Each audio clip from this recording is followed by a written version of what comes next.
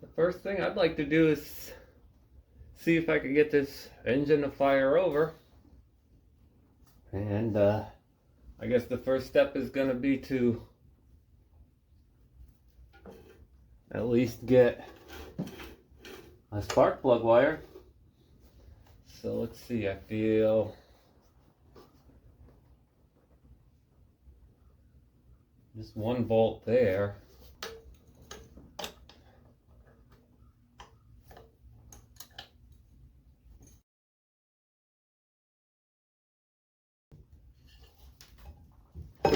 Oh!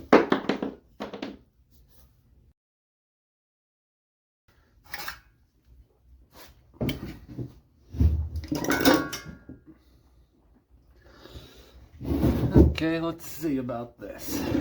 A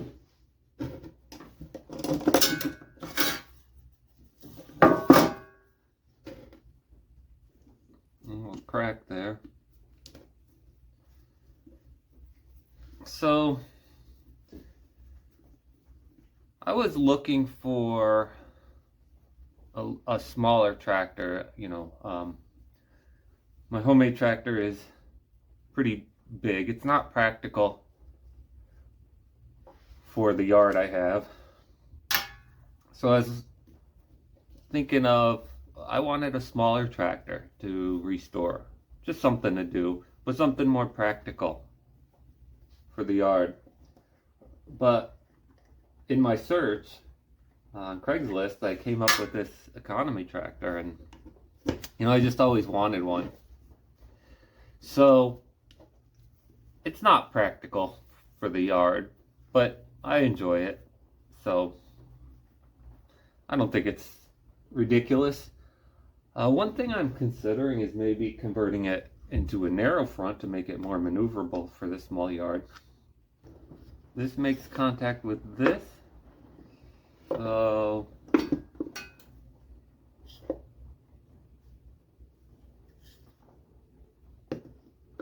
oh, okay, all right. Well, that wasn't even a leftover wire. That was just mud daub or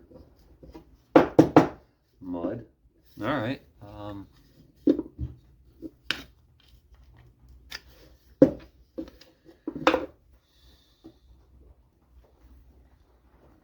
So I'll just put a temporary wire on here, I think. Type 30. So I guess this 30 refers to 30 degrees advance for the impulse when it's turning slow. It's pretty cool if it works.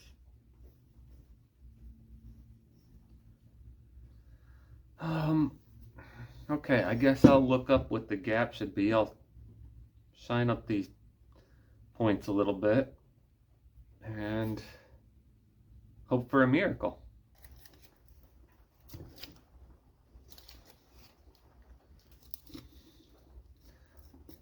You could probably tell that I'm not great with video, but I wanted to do a little better than I did with the tractor where I only had pictures of the build there. I wanted to have a little bit more. 0.019.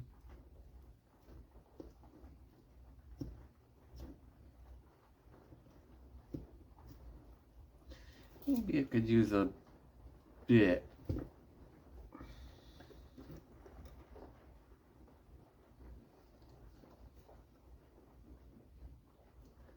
feel like I might just try that as is. Close enough. So actually Google said between 0.15 and 0.02, so I think it's all right. I say, just so I could do the laziest way possible.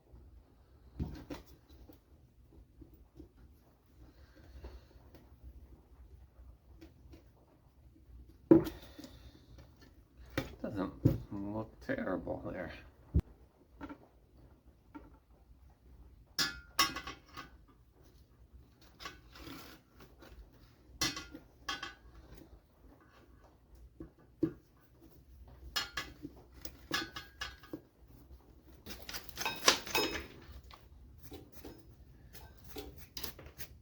So it looks like there should have been a second bolt in this.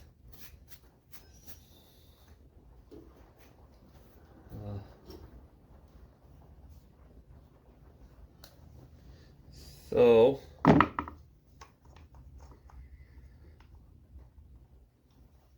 oh, you know, I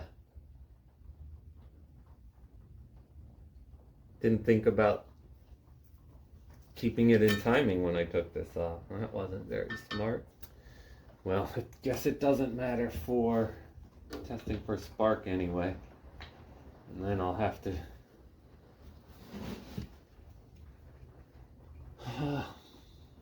figure it out if I have spark.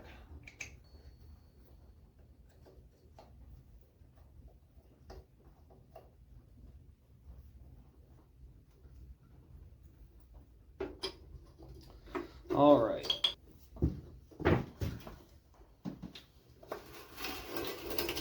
Oh, crunchy.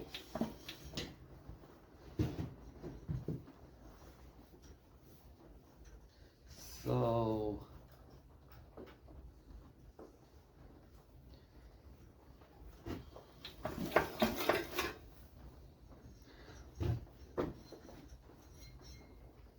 not getting any of the impulse clicking.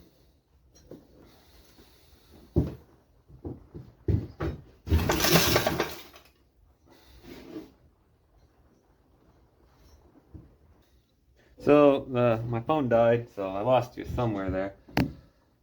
I have the lights off because I'm looking for spark, but what happened is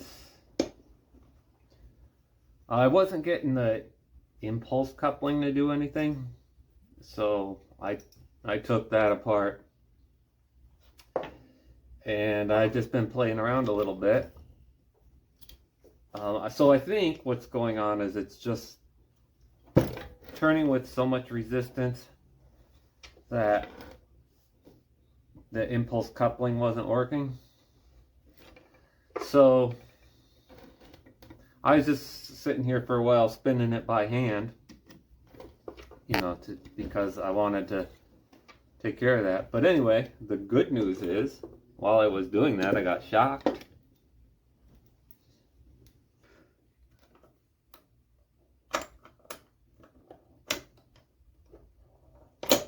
Yeah, see that? It's a hot blue spark.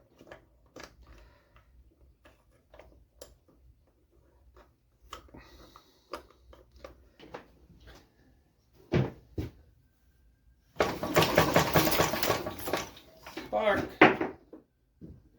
All right. We all know what happens now. That's a lot.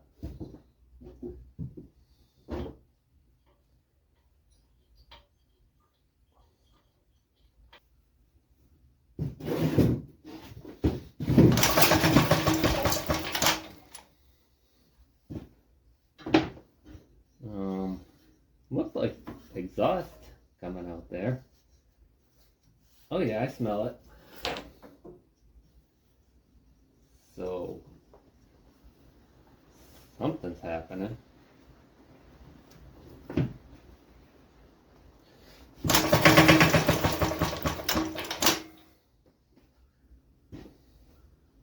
Nothing that time.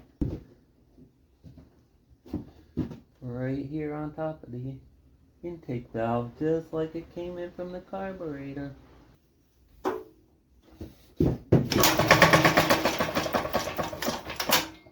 I feel like I lost spark.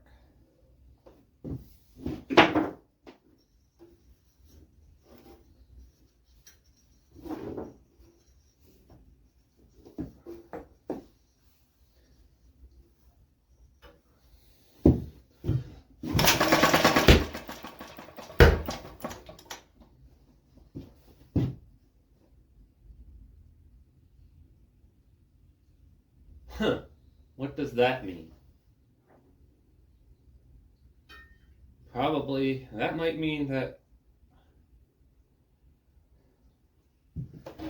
I have a leaky exhaust valve.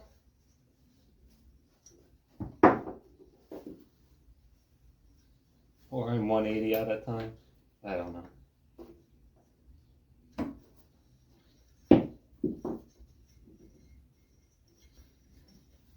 At least I know I still have spark.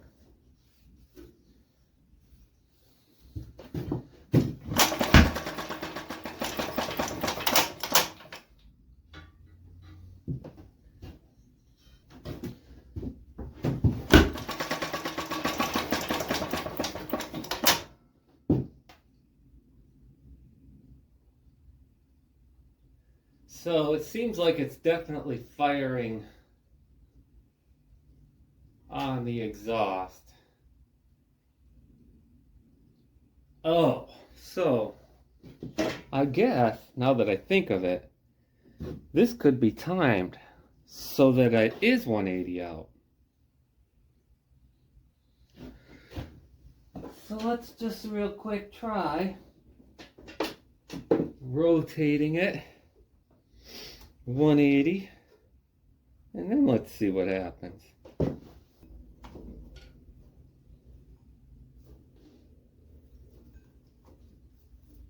There. All right, well.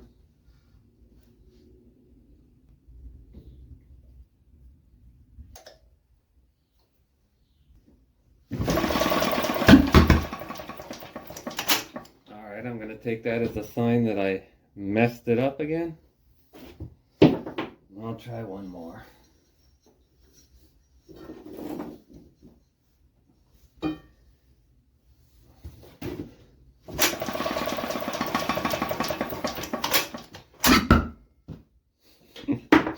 I'm gonna say yes.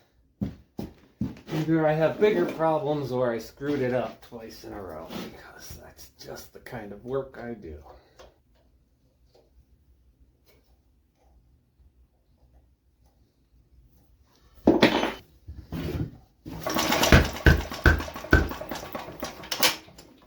Now that seems wrong. I guess I did have it right.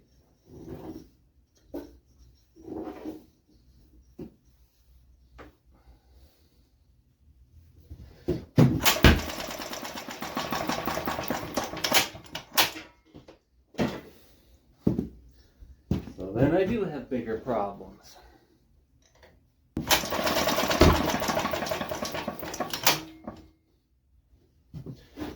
Got some fire.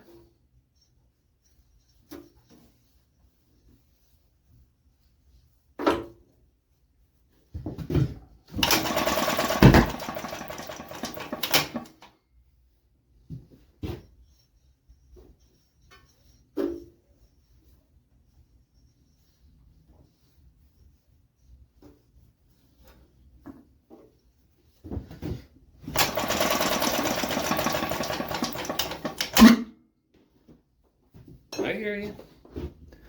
You're not happy, I know it.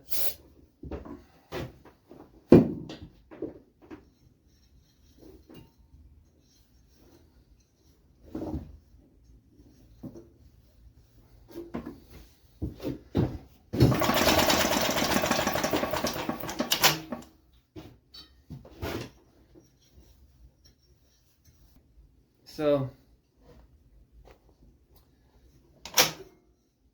in terms of compression, I know with Briggs it said like it should bounce back.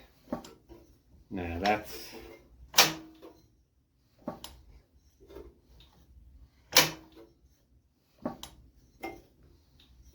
yeah, we got compression problems. All right, I gotta take the head off again, look at the valves more carefully. What? Exhaust valve.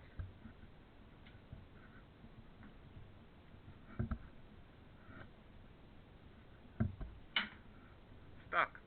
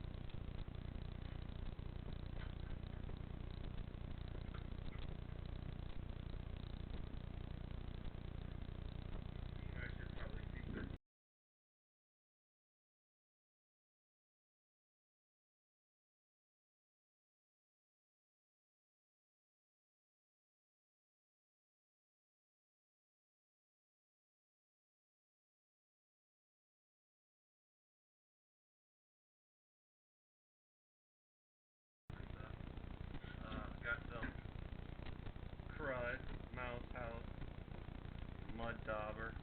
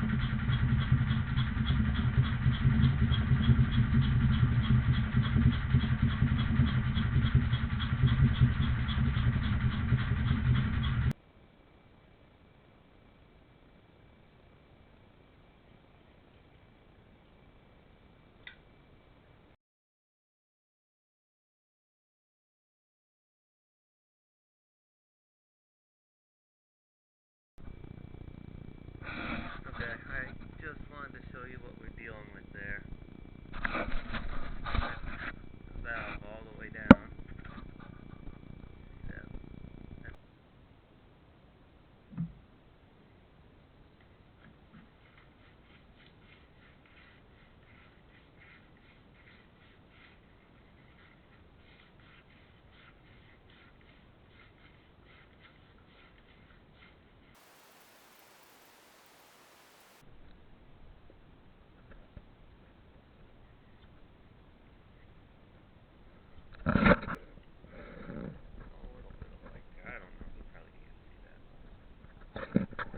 Better. Well, things escalated. Piece of nylon tubing between the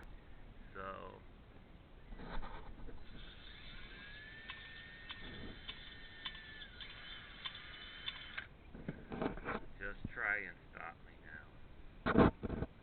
I'm not gonna meet my artificial deadline of getting this engine running this weekend.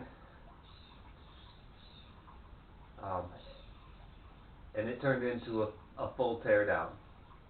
It escalated, and now the whole reason I wanted to get it running is to make sure it's salvageable before I invest money in it. It's a matter of how much I'm going to spend to do that. I didn't want to spend hundreds of dollars, but for a torque monster like these old cast iron engines are, I mean, they're just perfect for these old tractors. So I'm going to get it running. But it's going to be a full teardown. I'm going to get into the crankcase. I'm going to check and see if the ring gap and stuff, if I need new rings. I'll add some crosshatch to the cylinder bore. I have to finish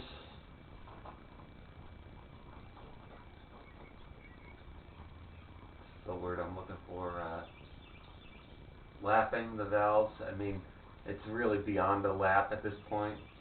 It's pretty close. I could still see a tiny bit of light actually in both of them, so I'm going to continue on with the spinning it from the underside with the drill.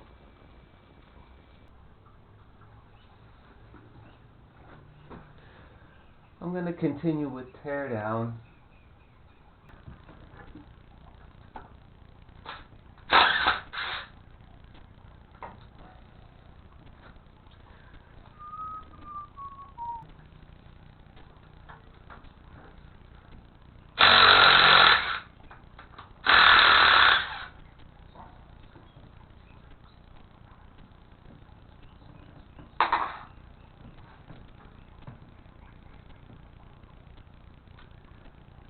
Missing.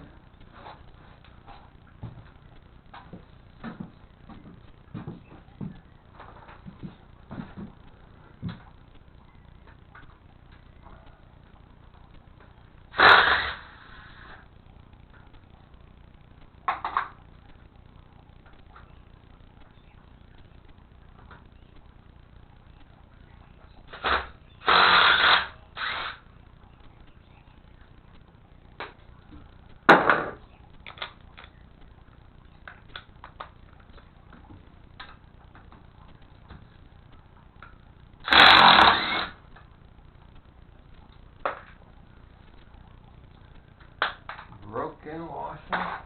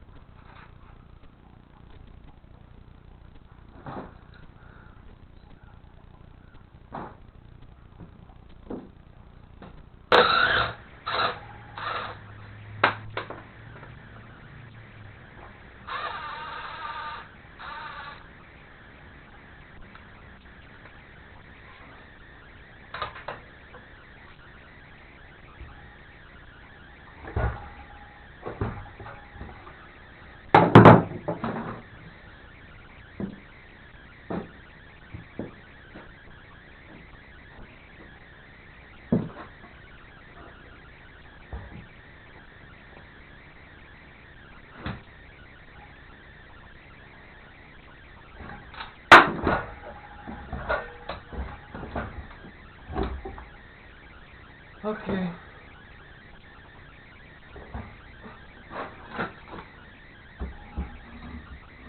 Well, looks like I'll be making a gasket.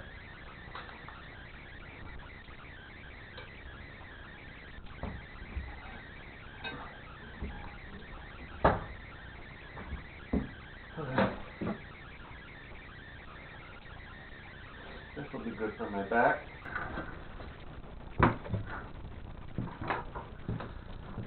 That ought to work.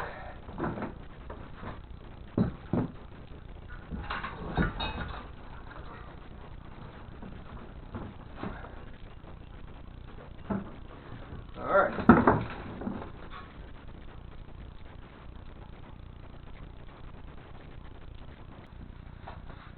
I did some research about the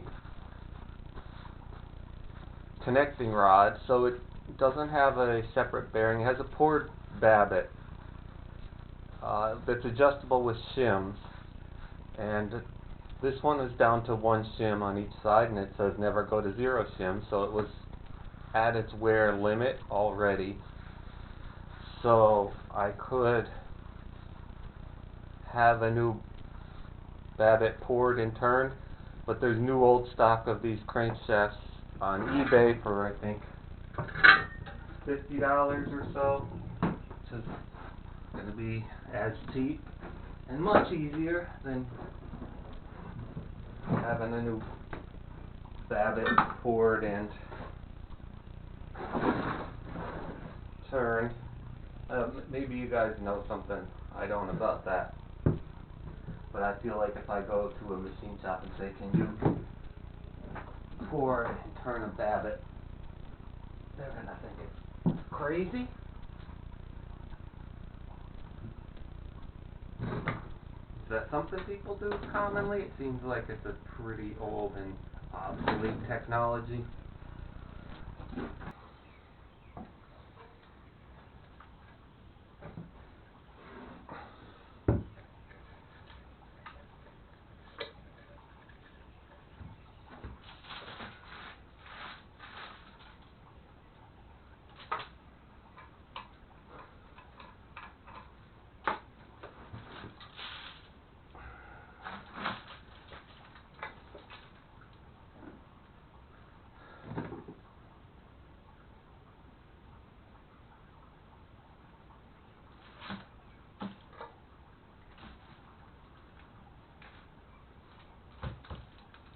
So, I guess this strainer here, I probably have to remove this tray to change.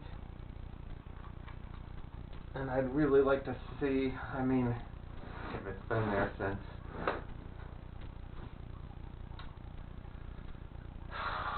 1959. Like, no one's gonna come in here and change this, right? Maybe if they rebuilt it at some point, but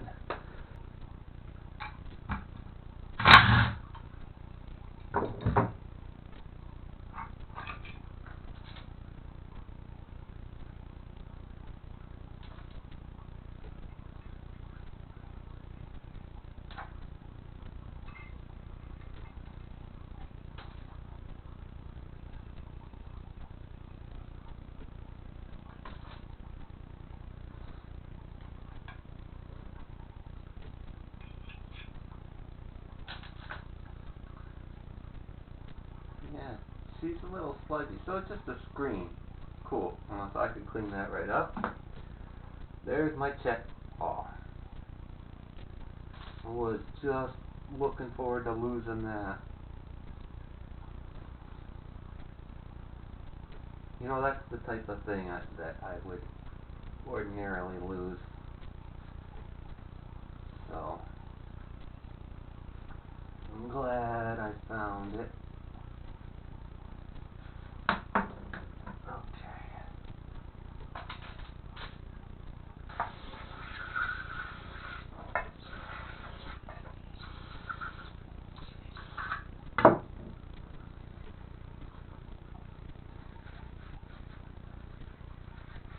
So, I guess the oil pump pumps the oil from the can up into here, and the crankshaft splashes it around.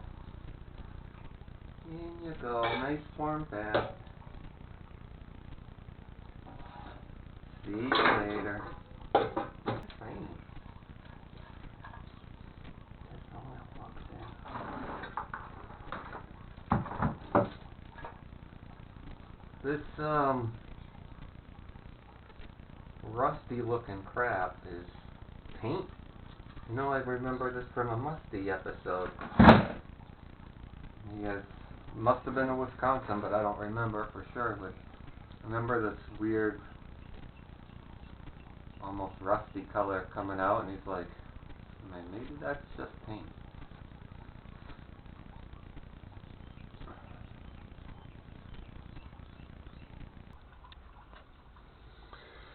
Okay, I was just looking in the manual, and they say I'm not listening to some stupid AI who never knows what they're talking about. They say they want the piston skirt to bore, piston, what they call it, the piston bore to piston skirt clearance. So you measure it apparently about halfway, and you do it perpendicular to the wrist pin, which would be this way, which makes sense.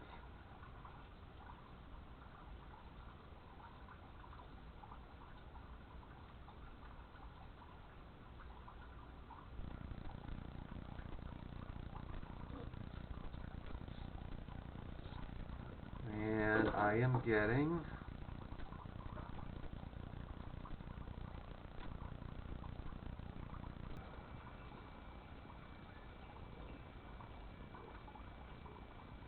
3. So I got worst case scenario. I'm still in spec according to the manual. Yeah.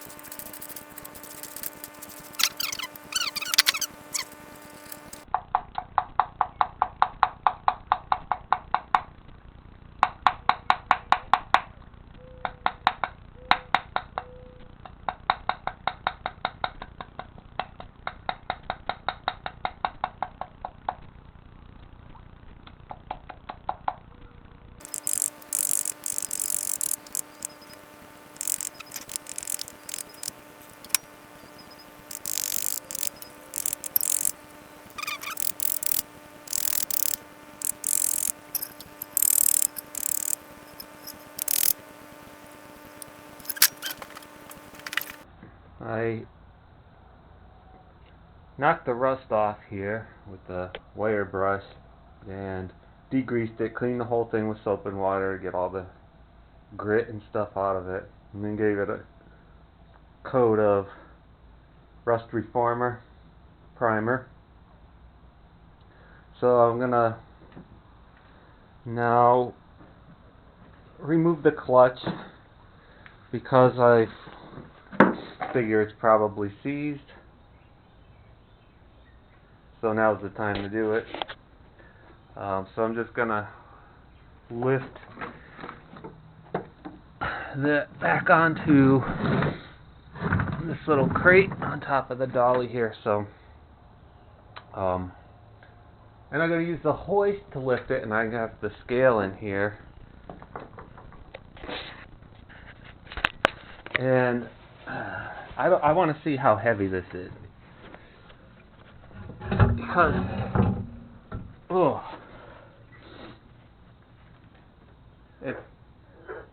it's heavy. So yesterday when I was lifting it to clean, I was lifting one end here by the flywheel, and the other end I had my hand just inside the bell housing here, and these clutch claws came around, and it pinched my little finger there, and my finger was pinned in there, and I couldn't drop the engine because I would probably cause catastrophic damage to my finger at that point. So I was just wondering, like, how the hell much does this thing weigh? Because it feels like it weighs a ton.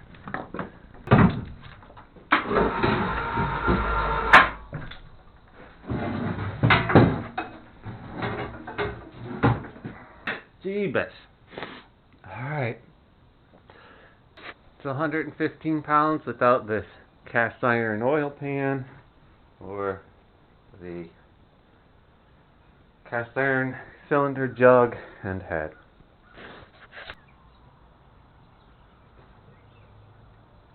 I don't have a clutch alignment tool, so I'll have to use the transmission as a clutch alignment tool, I guess.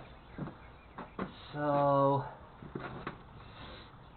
that means I would like to remove the pulley and clutch from the engine, and I think, if I recall from other people's videos, basically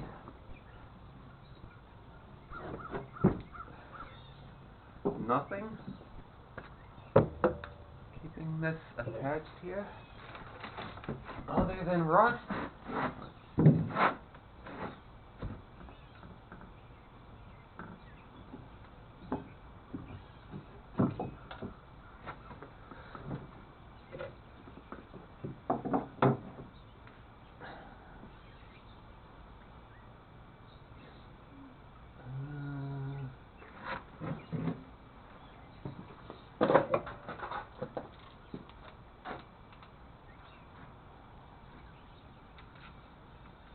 That pulley's got an Allen screw on it.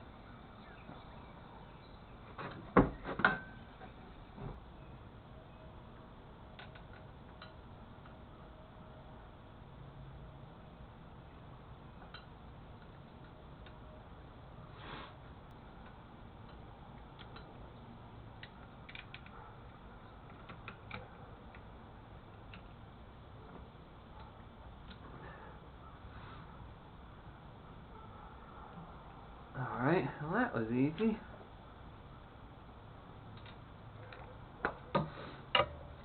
I mean, too late, but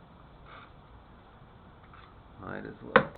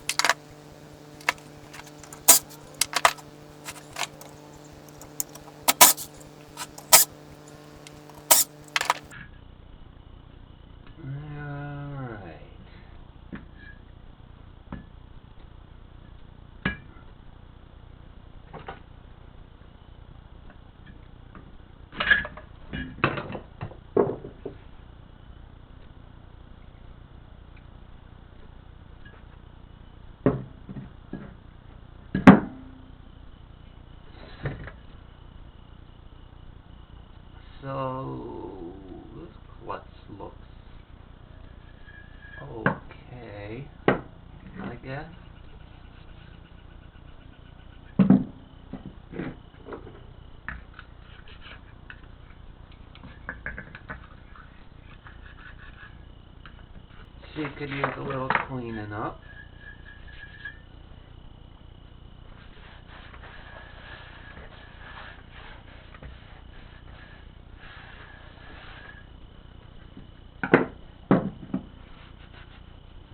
Alright, so I guess what I'm gonna do is just give this a little shine up.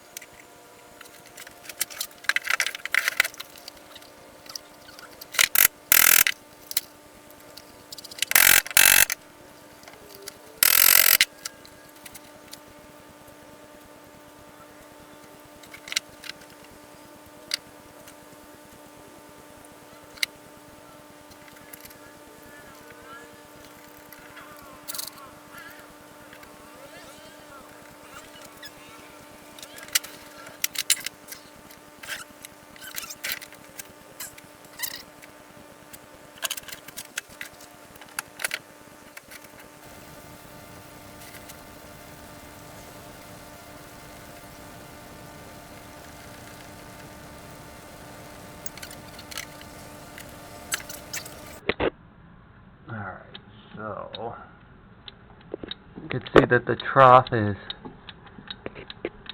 mostly empty.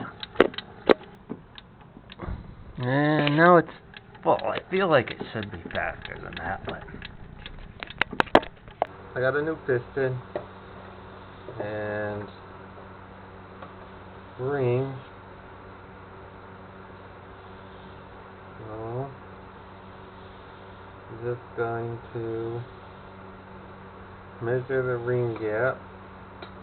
Should be between 12 and 22 thousandths. I'm just going to put it here at the bottom of the bore.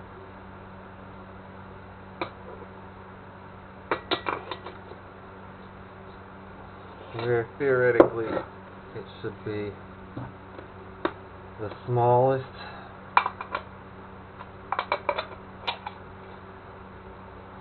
And that's as low as I expect this to go, right? I assume there, more or less. Okay.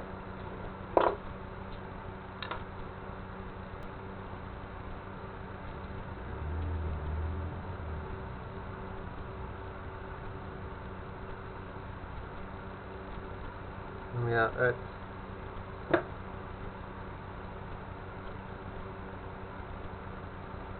hmm,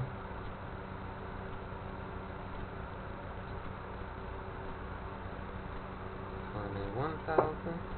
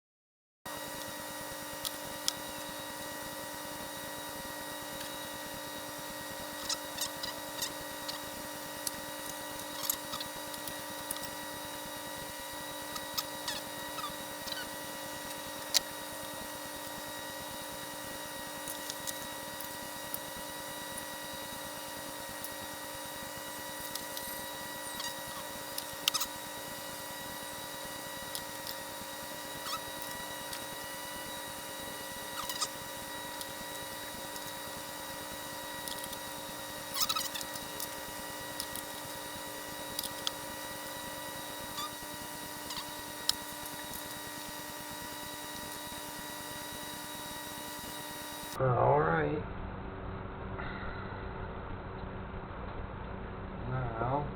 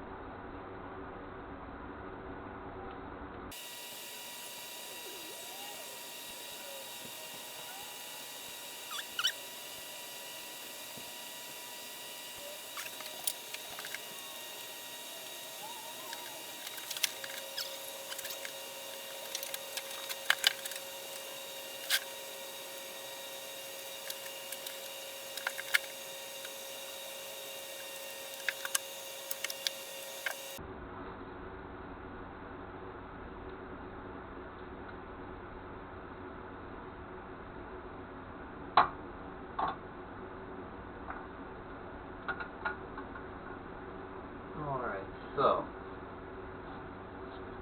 I don't have a whatever you call piston ring squeezer tool, so I made my own. Usually I use some like aluminum flashing or something, but today I'm using a goldfish food container that I cut and some radiator clamps.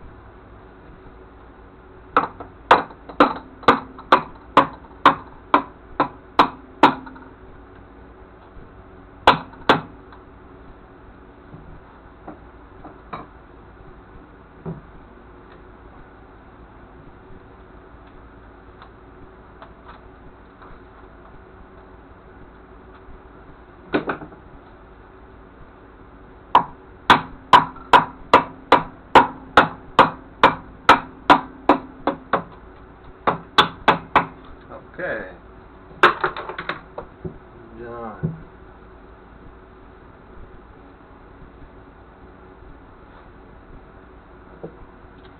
Oh, I meant to oil the bore before I did that, but I had it oiled already, so it was sitting in oil, so not the end of the world.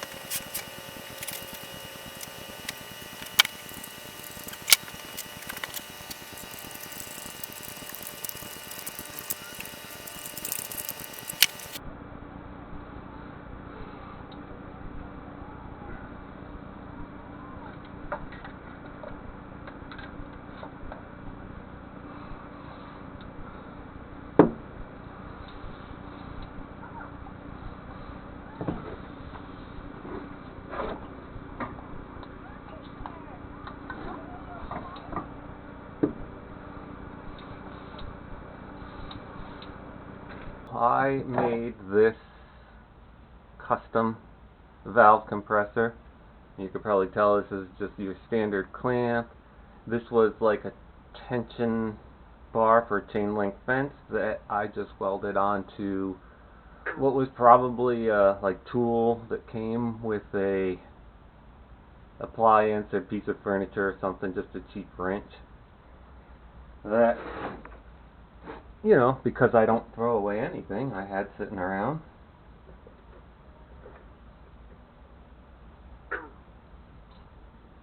You never know when you're gonna need old garbage. So I don't know which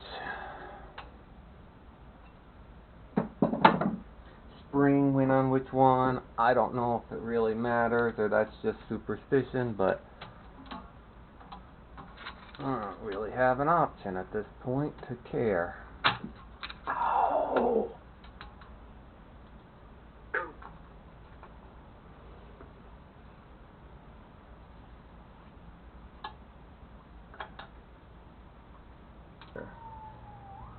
But I don't see the solution here.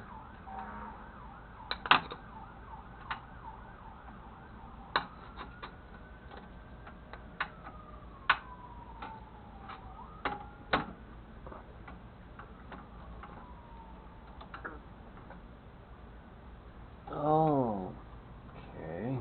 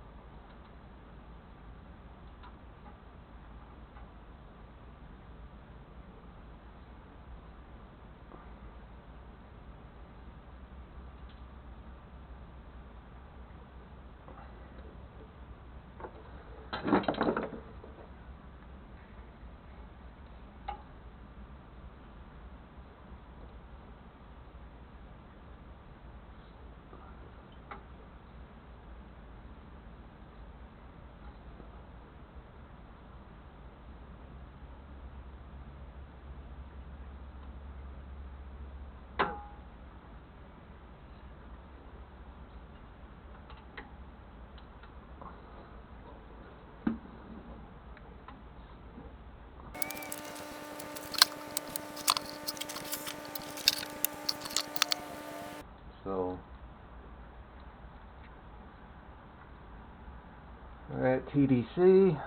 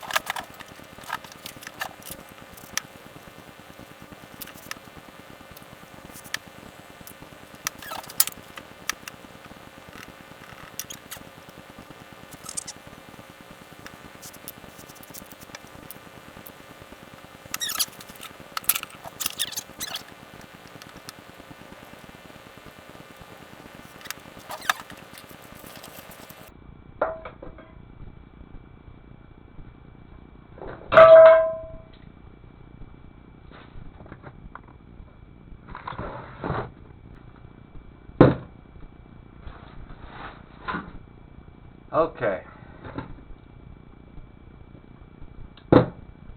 Here's my clean carburetor. That came out nice, didn't it?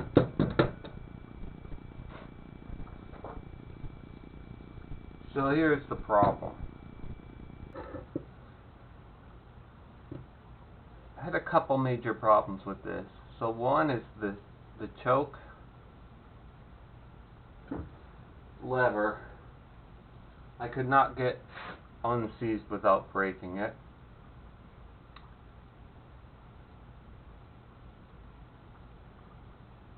And there was a little jet down in here. I think it was here.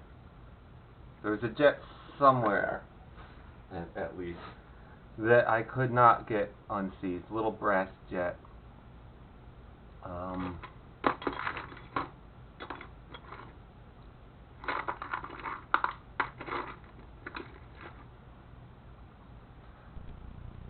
About this size. It didn't have a nozzle on, as I recall. So I drilled it out. I got it out okay. Chased the thread. Then when I started looking at the rebuild kits for this carb, which are running around $40, they contain the float, they contain the needles, like this. They contain the seat, the needle, the gasket, but they did not contain those little jets. So I've kind of stuck because I was gonna need to first of all come up with some new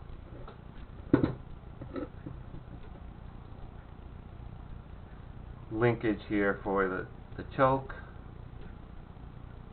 Anyway, and then with this. Now, in retrospect, I probably shouldn't have removed that, but because this is a cast iron carb, these ports were all just kind of blocked up with rust junk. So I just wanted to take everything out and clear everything. So in retrospect, I should have tried to clear that without. But basically what happened is I was trying to turn it with the screwdriver, and you know how that goes with brass, it just stripped out. And then I didn't think it was salvageable at that point, so I just drilled it out.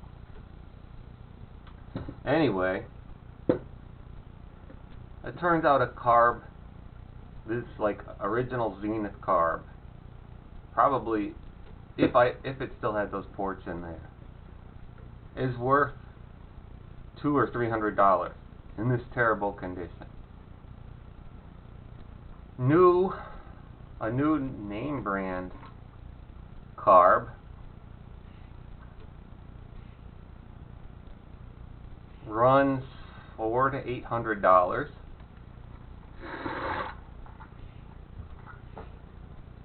So what I settled on is this cheap eBay China junk carb.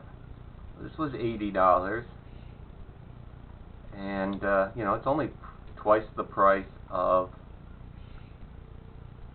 the rebuild kit. And in theory, if it's a clone of that type, will have the jets inside. So I was torn between, do I disassemble this and build the carb out of the original Zenith to keep it original? Or do I just use this as is? And so what I've found personally with these cheap China junk carburetors is I've had a rate of about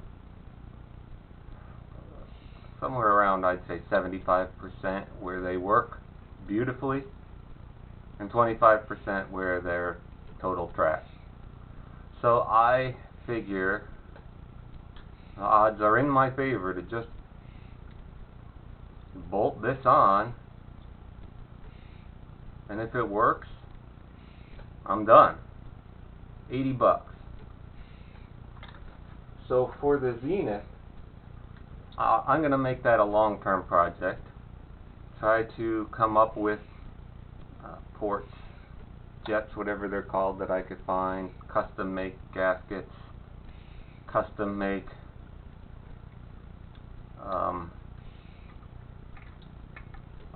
a choke, whatever you call this, pivot. But in the meantime,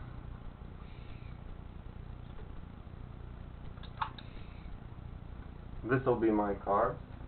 Put this on a more stable platform, lower to the ground. It doesn't vibrate and fall if it starts.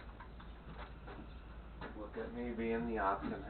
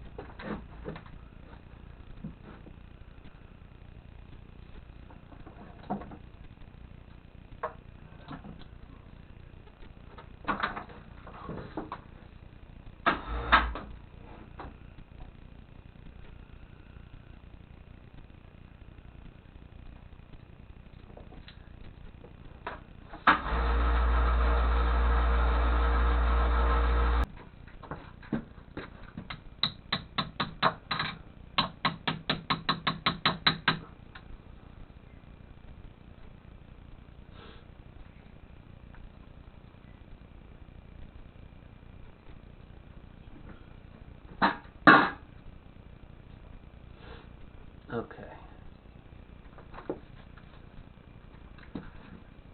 Anyway, let's find a second bolt that's gonna fit this. That looks like what? 1/4 inch.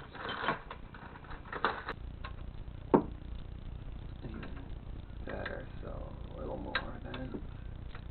Alright.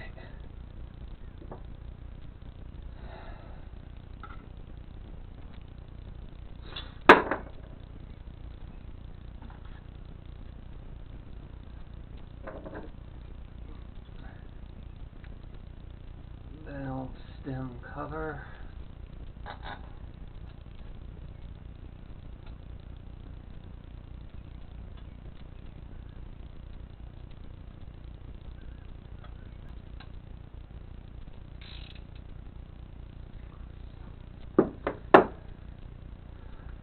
Okay, so I still need to do some work here to smooth this out. I want this to run a little smoother, but what I didn't show you is that all of this exhaust that was on here, it was all rusted and everything, and they had a very small diameter pipe coming out of here. So I just cut it off, and the original exhaust should have been this size thread to turn into here, but the thread was pretty damaged, like rusted and burnt and everything, so I didn't use that. I ground it out. I pounded it, I ground off this steel pipe a little bit and just pounded it in there so it was in with tension, and then just tacked it with a little weld. I know that this is cast iron and you shouldn't be welding to it, but I don't really need it to be strong, just enough to hold this in place without gigantic leaks. And anyway, at least it cooled without cracking it, and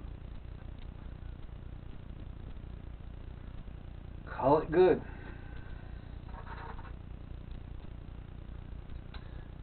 So this side is stripped out. I'll just put a bolt through there. And I guess I never made a gasket for this. Oh joy. Making another gasket.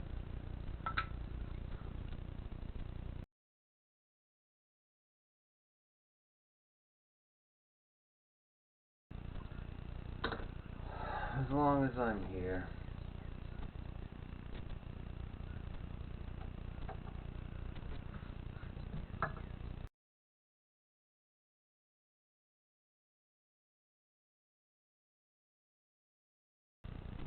When I took this apart, someone just had a metric bolt through here with a nut on the back.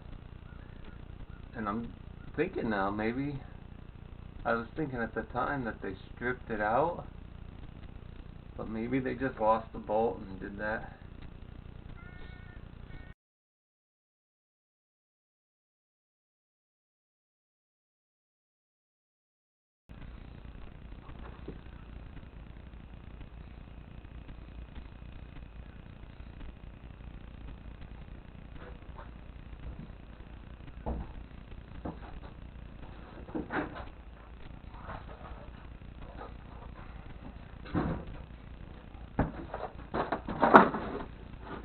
Did I show you this? This is the wrist pin. The old wrist pin. Yeah. It's more wear than I've seen on a wrist pin that I can recall.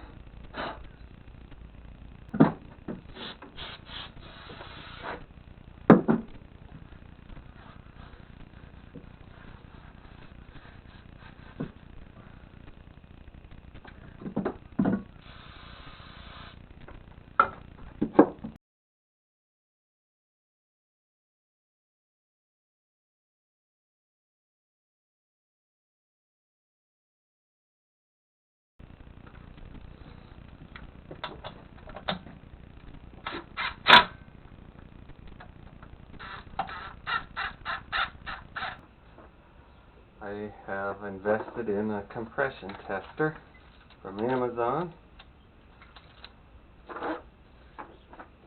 Let's see how this goes. Okay.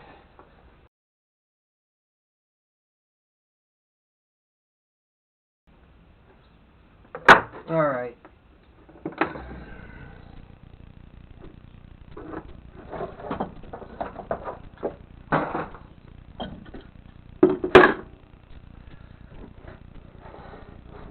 It occurred to me that when I do this,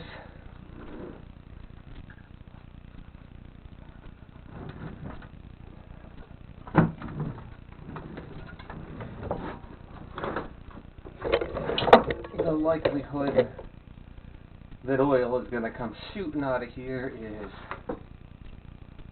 very good. Okay, so I got some T4 1540. I saw a lot of people online saying that they use this for these old Wisconsins,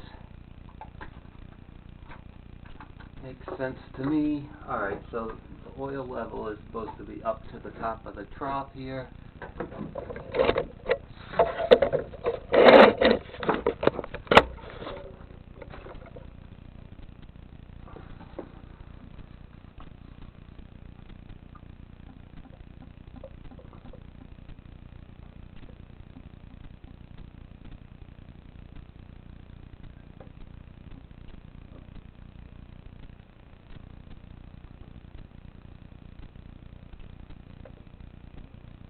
A little over full, but that's what I was shooting for. Okay.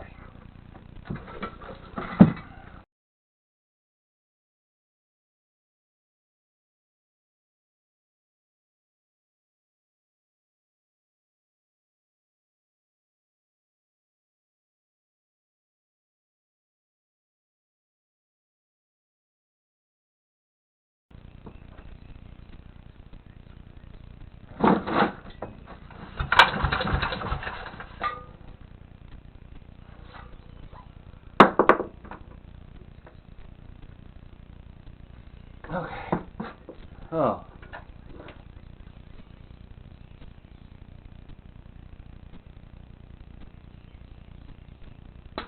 $60, I guess. 50, 55, 60, 65, 70, maybe 65. It's not broken in. So I'll call it 60. And then I'll test it again later after it's run for a while.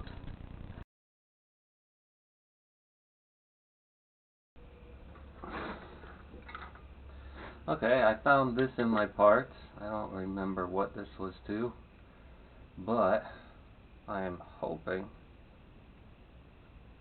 that this little nozzle will do the trick.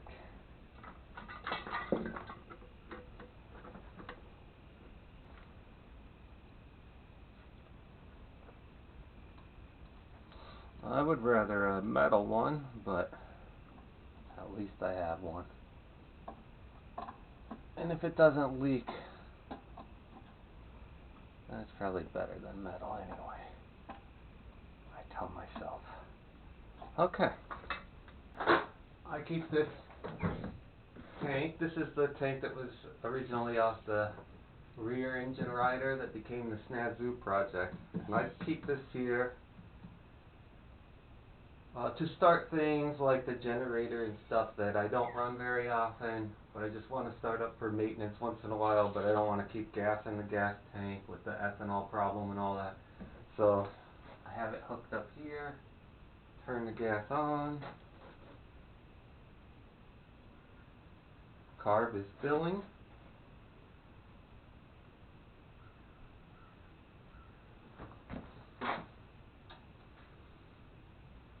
Seems to have stopped appropriately. Turn it over. Choke? Sure.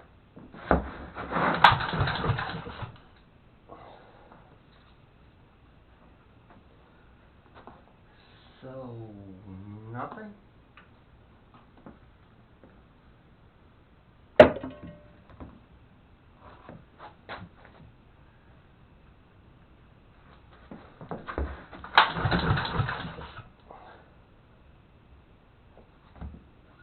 Nothing?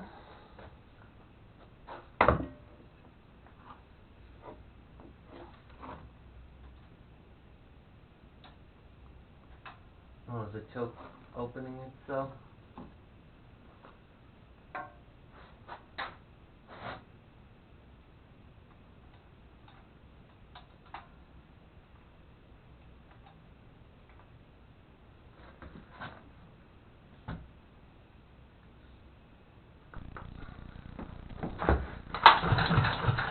Yeah, it sure is. Okay.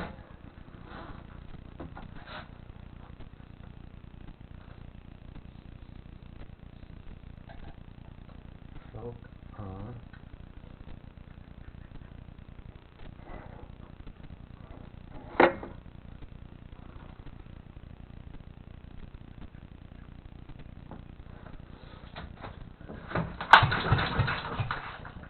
nothing.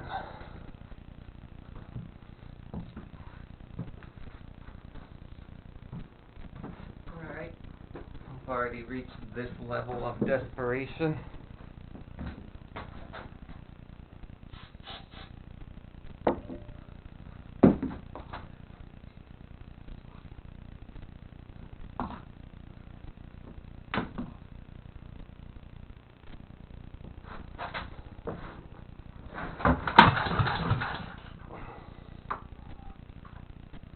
I don't like this.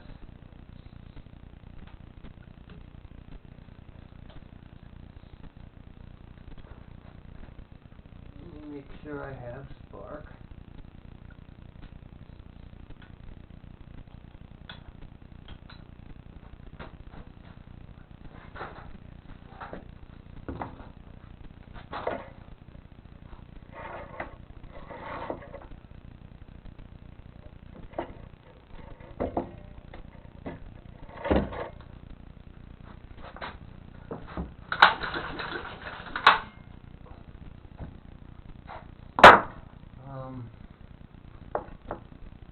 Really?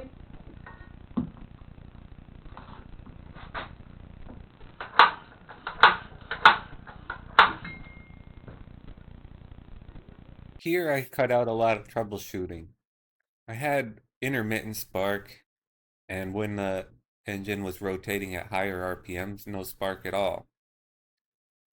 What I figured out was that I put the magneto together wrong with this little tab that the arrow is pointing at. I had reattached facing up, so it was barely making contact with the spark plug wire.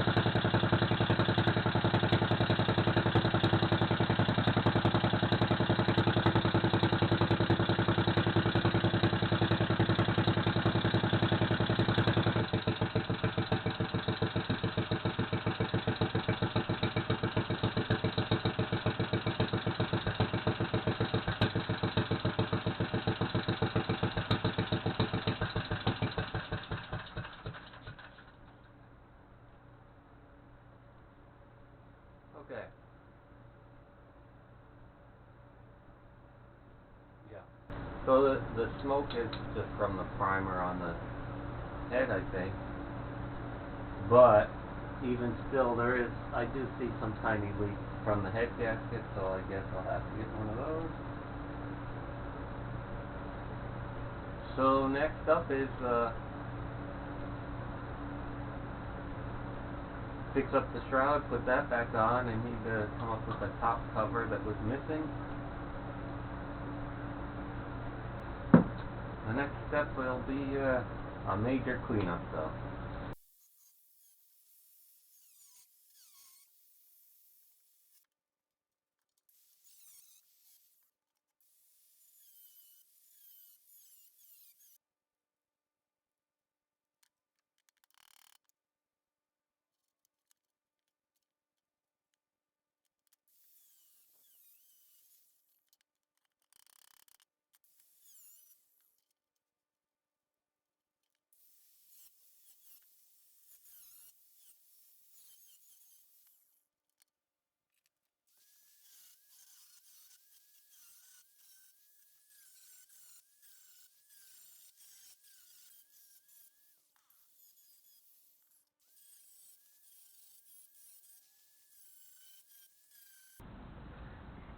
Okay, I'm not going to video this because supposedly it ruins cameras, and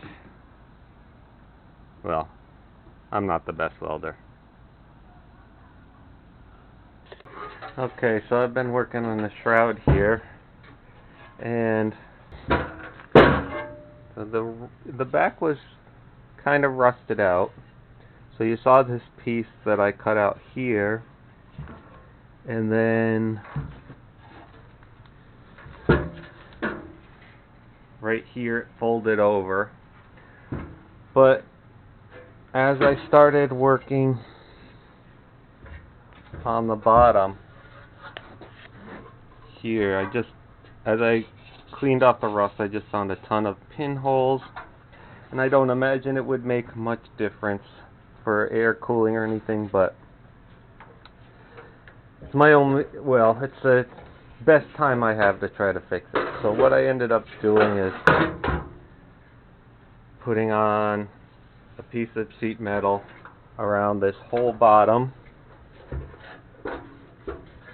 and just welding it all the way around. It also folds up over right here where there was a hole, and I mean, it's not the most beautiful weld in the world, but for sheet metal, I mean thick sheet metal, but sheet metal nonetheless, and rusty, it's pretty good for me. So I also made this top part,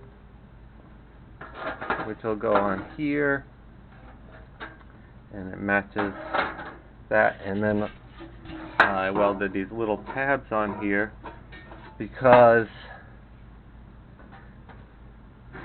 there's nothing that holds it in the back. There's just two bolts here and here where this connects, so I still need to drill out these holes for the attachment and for the spark plug. So that's it for these parts, other than knocking the rust off and giving them a coat of rust restorer.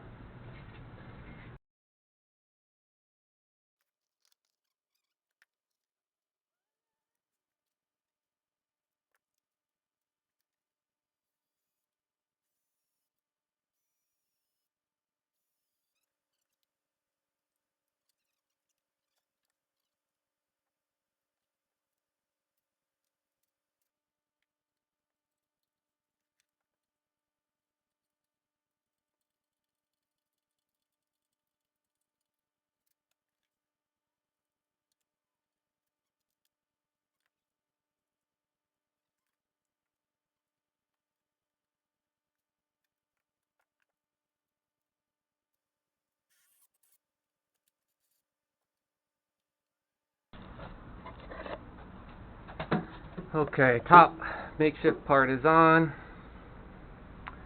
So I came up with a makeshift governor for the time being. There's a little spring here to pull the throttle closed when there's no tension on, and then this is temporary governor. This will be finalized on the tractor, and then still missing an air cleaner, which is another thing I'll probably wait until it's on the tractor for.